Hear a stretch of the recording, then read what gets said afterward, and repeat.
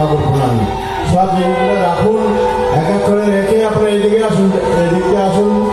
মঞ্চে অত জায়গা হবে না, হবে কি? ওরে বাপরে, এখনো পিছনে অনেক লাইন আছে। জিনিসগুলো এখানে রাখবে, ওই দিক দিয়ে নিচে নেমে যাবে। এখানে রাখো আর নিচে চলে যাও।